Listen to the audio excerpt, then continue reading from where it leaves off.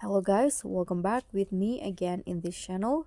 On today's tutorial, I'm going to show you how you can apply this figure glare effect to your photos or videos in the CapCut mobile. So here I'm using a photo, but you can also use this effect to your videos.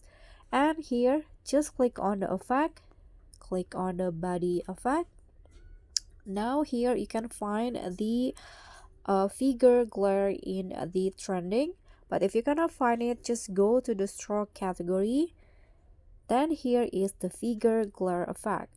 Click on that, so the photo will look like this. Click on adjust if you want to adjust the effect to your liking, to your preferences. Here you can adjust the intensity, glow, atmosphere, the color of the glare, and also the speed. So when you're done, click on a check icon, and that's it. Thank you so much for watching. Don't forget to like, comment, and subscribe. Also click on the thanks. Bye.